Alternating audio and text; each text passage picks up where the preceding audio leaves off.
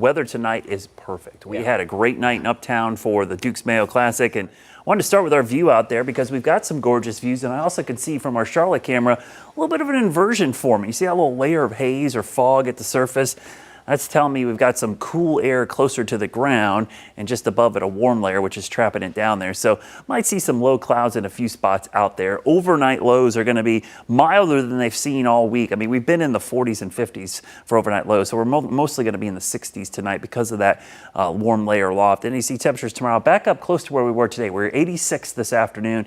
We should easily be in the mid 80s, but really a great Saturday. Now, the dew points, they're going to come up just a hair, just enough that we're going to get close to 60. So I wouldn't call it muggy, but it's going to feel more humid than it has all week. Still comfortable, though. You can still efficiently cool yourself. So if you're getting in the shade or you got a breeze out there or a fan, it's going to feel fine. We've got a secondary front that comes in tomorrow. Now, the front will actually move through pretty early in the day, but the cool air doesn't really arrive until Sunday. That's why tomorrow we're still in the mid 80s. But as we get into Sunday, the winds shift to the northeast. That will provide a cooler flow of air, and that means highs probably only in the upper 70s near 80. So noticeably cooler and drier for Sunday and even on Monday as we begin to dry out. But for the most part, you could see no rain chances. Around the Crown this weekend, early on Sunday morning. Remember, for travel too, I-77 is going to be shut down from 6 a.m. to noon as you get the run on I-77. Temperatures could not be more perfect for running. Mid 60s, dew points in the low 60s.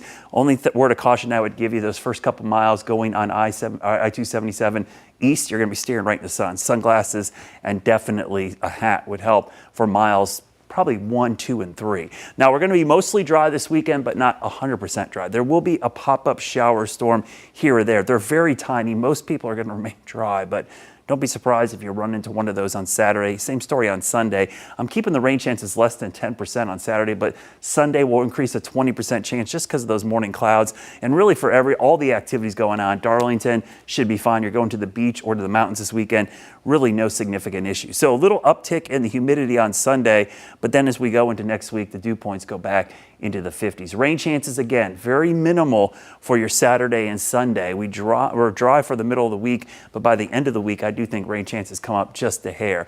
7-day rainfall chances are pretty minimal, but the cool weather, if you like, it's sticking around. That trough of low pressure is going to stay over the eastern half of the country, so temperatures are likely going to stay a couple degrees below our averages, which will be in the mid 80s, and this will actually be sticking around well into the middle of the month. So good news if you like the cooler weather. Your weekend forecast, we'll go hour by hour. Saturday, mid 80s. Sunday, probably around 80. So both days very comfortable. 7-day forecast shows pretty nice Labor Day weekend, to be honest with you.